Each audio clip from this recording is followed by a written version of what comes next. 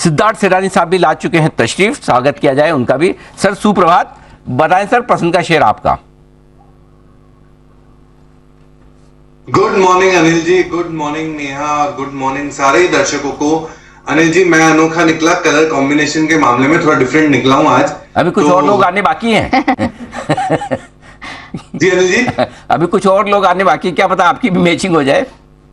हो सकता है, पर अभी तक तो अनोखा निकला हूं। और हो सकता है कि आप बहुत ही अच्छी किस्मत लेके आए कि सिंगल ही रहें। बताएं सर।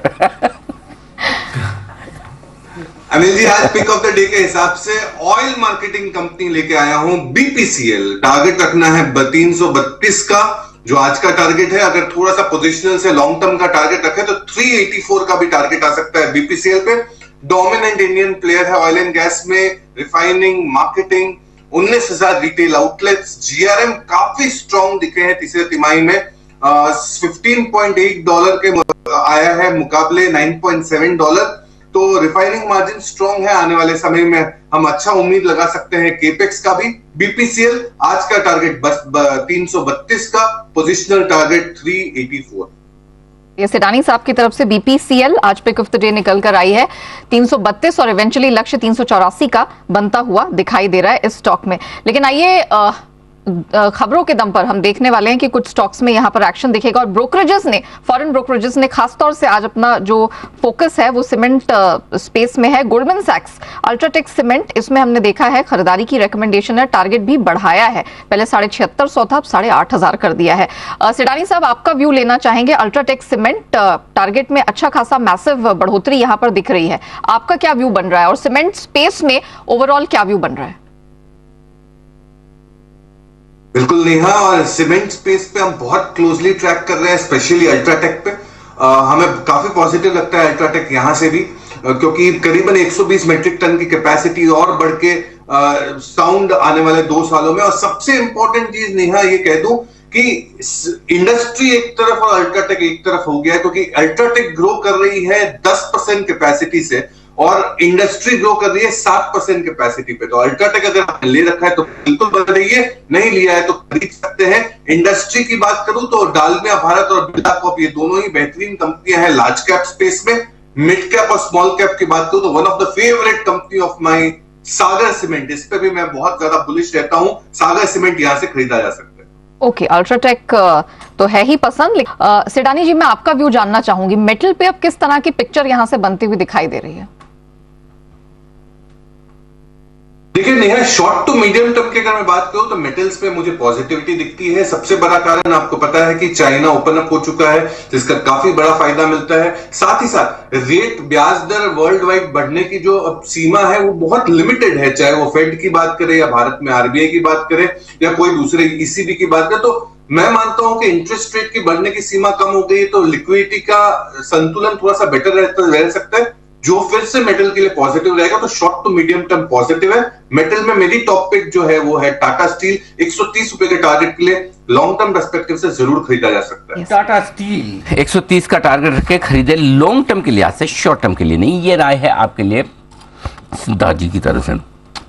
लेकिन सिडानी सर, मेरा आपसे ही सवाल है और वो एमसीएक्स से जुड़ा हुआ है। हाल फिलहाल में आज तो खैर एमसीएक्स क्रूड मिनी लॉन्च होने वाला है, और सिर्फ यही नहीं, हमने देखा है कि पीछे इन्होंने मेटल्स के मिनी को रीलॉन्च किया है, फिर चाहे जिंक हो, एल्यूमिनियम हो, और आगे भी हमारे उनके मैनेजमेंट से बात हुई थी, उन्होंने कहा था कि मिनी कॉन्ट्रैक्ट्स पे अब उनका फोकस होगा वॉल्यूम पार्टिसिपेशन बढ़ाने के लिहाज से। इसे आप कंपनी के लिए कैसे देखते हैं और उस लिहाज से फिर एमसीएक्स पर क्या सलाह होगी?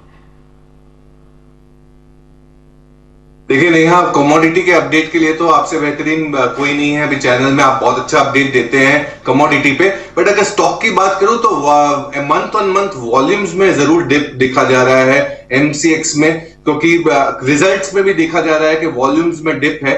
डेफिनेटली ये जो स्टेप है ये towards a positive direction volumes बढ़ाने के लिए है, बट मैं अभी भी यही मानता हूं कि एमसीएक्स पे ज्यादा फोकस नहीं करना चाहिए। आपको इक्विटी मार्केट की जो कंपनियां हैं उस पे ज्यादा फोकस करना चाहिए, जैसे कि बॉम्बे स्टॉक एक्सचेंज, बीएससी या सीडीएसएल फॉर दैट मैटर। तो मेरी पॉजिटिव राय रहेगी बीएससी या सीडीएसएल पे कंपेयर टू एमसीएक्स। ओके तो ये है आपके लिए एमसेक्स पर आए सिद्धार्थ सेडानी साहब की। आइए इसी के साथ अंबुजा सीमेंट पर भी नजर डाल लेते हैं। आज सीमेंट स्पेस पूरी तरह से फोकस है। गोल्डमैन की जो रिपोर्ट आई है उसमें हमने देखा है, ऑफ कोर्स अल्ट्राटेक पर तो फोकस है, लेकिन अंबुजा सीमेंट इसमें हम देख रहे हैं 2.5% की दमदार स्ट्रेंथ बनती हुई दिखाई दे रही है। सेडानी जी, आपने तो अल्ट्राटेक श्री सीमेंट पे भरोसा जताया है, अंबुजा सीमेंट आज जिस प्रकार से खुला है, आपको कोई मौके नजर आ रहे हैं?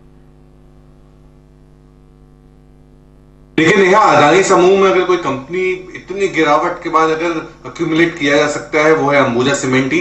मैं मानता हूं कि डेफिनेटली बिजनेस काफी स्ट्रांग है, ईवी पर टन भी स्ट्रांग है, रिजल्ट्स भी अच्छे आए थे। तो ओवरऑल पर्सपेक्टिव से अगर अंबुजा सीमेंट आपने ले रखा है ऊपर में तो एवरेजिंग करना पड़ेगा, और अगर नहीं लिया है तो यहां से आप पॉजिटिवली देख सकते हैं स्टॉक को। तो अंबुजा तो अच्छा है, पर ये पूरे ही समूह में 7600 के टारगेट के लिए अल्ट्राटेक बेहतरीन है। ओके, चलिए, तो अल्ट्राटेक बेहतरीन है, सबसे सर्वश्रेष्ठ बेट वहीं पर निकलकर फिलहाल आती हुई नजर आ रही है। राय सिद्धार्थ जी की भी आपके लिए तैयार है। सिद्धार्थ जी फरमाए सर, बिल्कुल के बाद।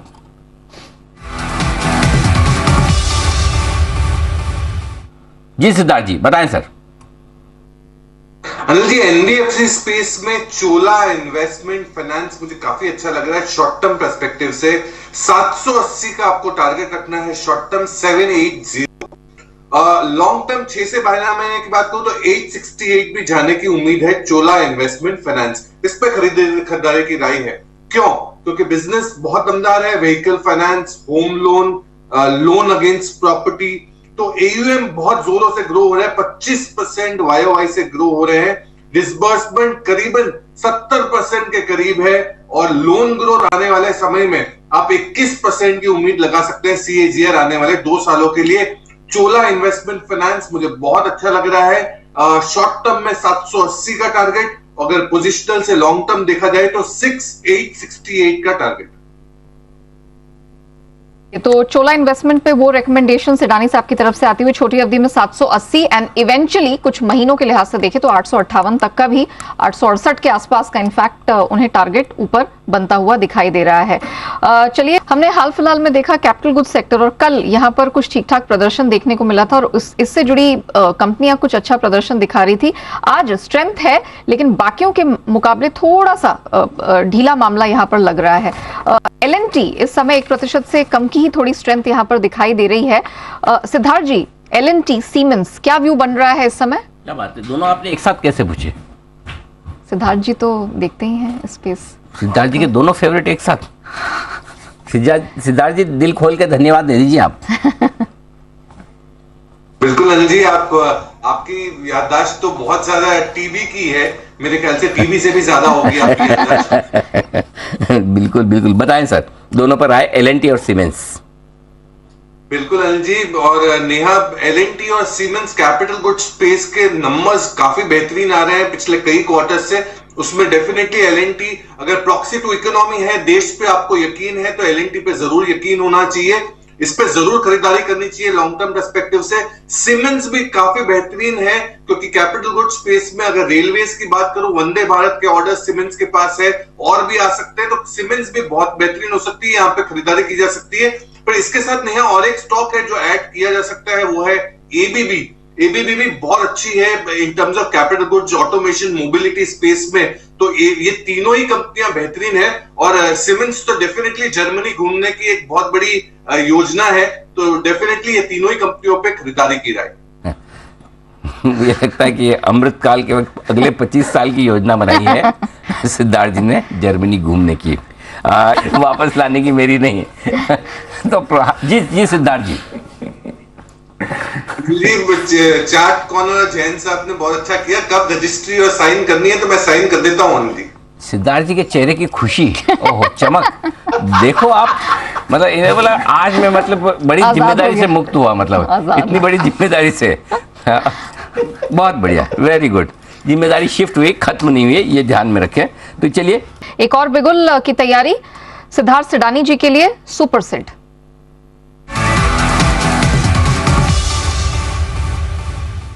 सिद्धार्थ जी बताइए।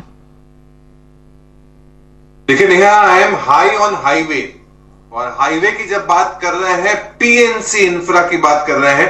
कैश का स्टॉक पीएनसी इंफ्रा बहुत मजबूत लग रहा है, यहां से शॉर्ट टर्म टारगेट आपको पीएनसी इंफ्रा पे रखना है 300 रुपए का, 300 का 285 के आसपास का भाव होगा अभी। लॉन्ग टर्म टारगेट 410 का PNC infra. Roads, highways, waterways, water segment बहुत ही जोरदार पोर्टफोलियो है। 60% से ज्यादा हाईवेज से रेवेन्यू आता है। गवर्नमेंट की कैपिटल एक्सपेंडिचर 10 लाख करोड़ देखी गई, उम्मीद थी 9 लाख करोड़ की बजट में, तो ये भी एक काफी मजबूत स्ट्रॉन्ग पॉइंट है पीएनसी इंफ्रा के लिए। ऑर्डर बुक अभी हाल का जो है वो 17,800 करोड़ का, करीब 18,000 करोड़ का ऑर्डर बुक है, जो 2.6 टाइम्स ऑफ द रेवेन्यू है पिछले साल का। मैं मानता हूं कि ये कंपनी काफी बेहतरीन परफॉर्म कर सकती है। 2,000 करोड़ का आय की उम्मीद है चौथी तिमाही में मैनेजमेंट द्वारा, और ओवरऑल चौथी तिमाही में 8 से 10,000 करोड़ का एडिशनल ऑर्डर बुक आने की उम्मीद है। पीएनसी इंफ्रा मजबूत कंपनी है हाईवेज कंस्ट्रक्शन में। 300 रुपए का शॉर्ट टर्म टारगेट, 410 का long term target. Okay, PNC infra पर करे फोकस। दमदार फंडामेंटल्स इसके नजर आ रहे हैं सिद्धार्थ जी को। 380 एंड इवेंचुअली 410 तक का टारगेट अपसाइड में यहां बनता हुआ दिखाई दे रहा है। लेकिन आइए हम भी बढ़ते हैं आगे ऐसे में, और कुछ और स्टॉक्स पर किया जाए फोकस। 10 की कमाई का एक बेहतरीन शेयर देने को आपको तैयार है सिद्धार्थ जी भी। सिद्धार्थ जी बताएं सर, आपको क्या पसंद है? अनिल जी, बैंकों की इतनी चर्चा हो रही है तो एक मिड कैप बैंक मुझे पसंद है, वो है करूर वैश्य बैंक, केवीबी। केवीबी पे खरीदारी की राय। टारगेट लॉन्ग टर्म आपको रखना है 135 रुपए का। अब बिजनेस बहुत स्ट्रांग है। अगर क्वार्टरली अर्निंग्स की बात करूं तो स्ट्रांग अर्निंग्स दिखा है और ये कंटिन्यू रह सकता है। साथ ही साथ लोन ग्रोथ अगर बात करूं तो 16% वाई ग्रो कर रहा है। जीएनपीए जो एक समय पे 3.9% हुआ करते थे, वो 2.6% पे आ गए हैं, ये भी मजबूत है। मार्जिन्स, अर्निंग्स सब दमदार रह सकते हैं। स्लिपेजेस मॉडरेट रह सकते हैं। क्रेडिट ग्रोथ दमदार रह सकता है, और 29%, करीबन 30% सीएजीआर से ग्रो होने वाली कंपनी केवीबी पे खरीदारी की राय। और सबसे बड़ी बात, लैप, लोन अगेंस्ट प्रॉपर्टी, जो इनका हाई यील्डिंग प्रोडक्ट है, इस पे ये फोकस कर रही है और बरकरार रहेगा फोकस। तो केवीबी पे खरीदारी की राय, लॉन्ग टर्म 135 की टारगेट। ओ, बड़े दिनों बाद किसी के रडार पर आया है करूर वैश्य बैंक। केवीबी यहां पर खरीदारी करने की राय, और बैंक निफ्टी भी जबरदस्त एक्शन में 40,900 के पार निकलता हुआ दिखा है।